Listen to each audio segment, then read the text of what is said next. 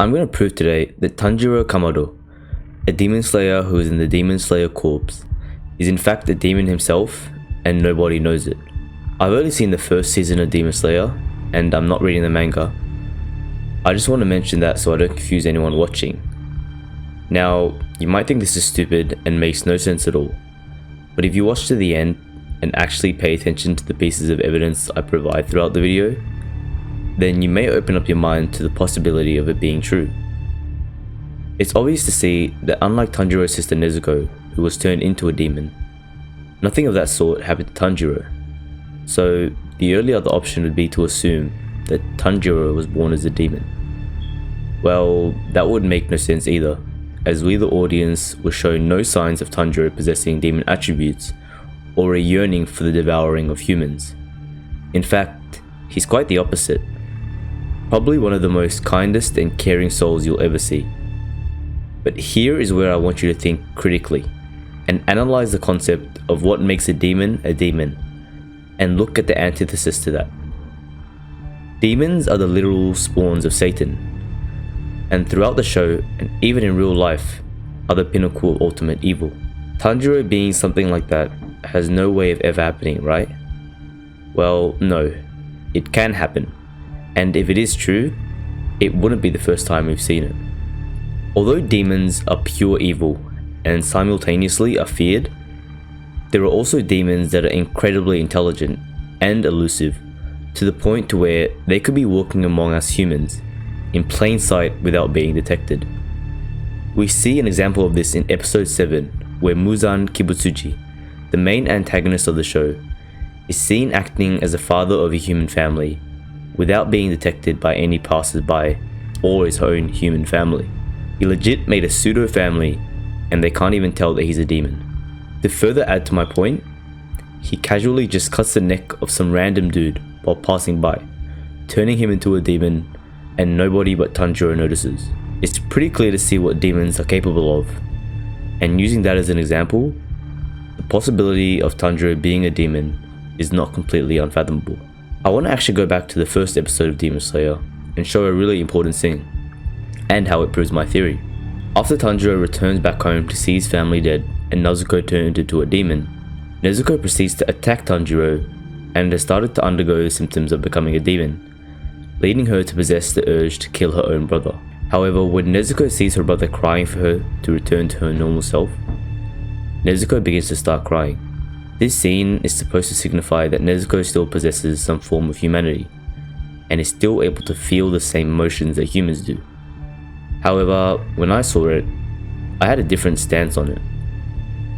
Looking at it from a purely logical standpoint, and understanding what was known about demons, I knew that what Nezuko was feeling wasn't sadness, it wasn't remorse, and it definitely wasn't compassion. Demons are supposed to be vile creatures that only know destruction and terror. Throughout all of season 1, other than Nezuko, did we see any other demon manifest emotions that resembled any form of kindness or love for humans? If demons did show this, it wasn't authentic at all, and was used as a means to inflict even more chaos. Back to what I saw from that scene, it was in fact fear. If there is one emotion we see, it is that demons can feel fear. Demons become terrified when they are exposed to the sun, when they're faced with imminent death, and in this specific occasion, when they are facing an adversary that they acknowledge as stronger than themselves. Yes, I am saying that Nezuko was in fact terrified of Tanjiro, and expressed that fear in the form of tears. It might be an odd way of conveying this emotion, however it is entirely possible, and when applying that mindset with the logic and understanding of how demons are supposed to act, then it is actually the answer that makes the most sense. Nezuko felt that Tanjiro was a foe that was too strong for her, too overbearing, and could sense within him that he had a power that, if unleashed, would be unstoppable to defeat.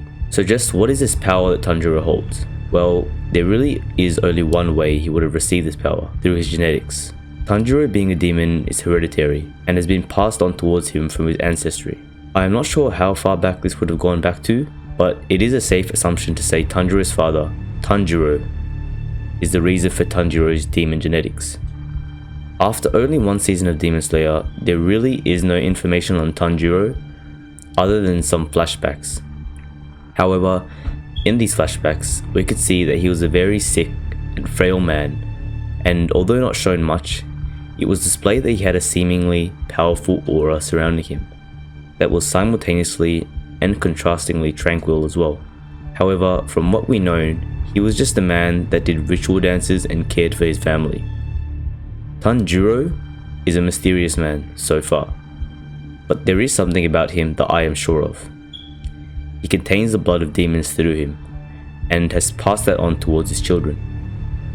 I wholeheartedly believe that Tanjiro has concocted a scheme that bypasses his life and leads to his offspring becoming the progenitors of a new world. In the flashbacks we see of Tanjiro and Tanjiro, we see Tanjiro being taught this ritual dance, which he is able to apply to his training and incorporate this dance into his swordsmanship, which has led him to become a fairly strong Demon Slayer and slowly rise the ranks of the Demon Slayer Corps.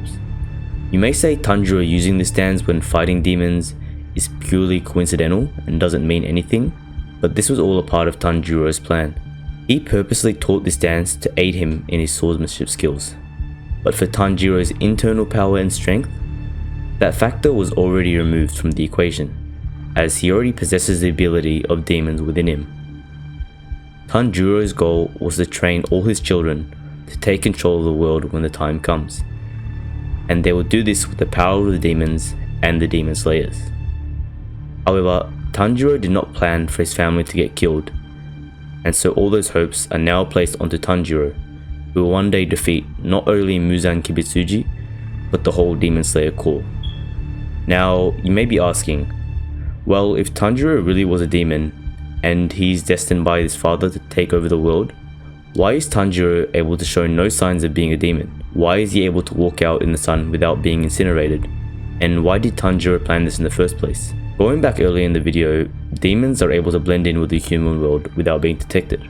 As for Tanjiro being able to go out in the sun and still live, that's most likely due to his half-human side from his mother being a prominent factor. As for why Tanjiro planned all this, why he decided to live undercover as a demon and create a family of half-human, half-demon children, why he chose to live an unconventional life compared to most other demons, it goes back to the demon psychology and what the demons we have seen throughout the show desire: bloodshed, absolute power, and destruction. If you take these desires and apply them to Tanjiro's plan, it makes perfect sense. Tanjiro in the future possessing what no other human or demon holds: absolute power. With absolute power, bloodshed and destruction are just a step away from occurring, and ultimately the domination of the world. But after finishing season 1, I feel like Tanjiro is still a long way away from delving into his demonic power stored within him and reaching this point. It will definitely be interesting to see if Tanjiro's demon side will take control of him and lead to him becoming an unadulterated being of evil. Thanks for watching my theory, and I hope you've been convinced and have come to see that this theory may in fact be a possibility.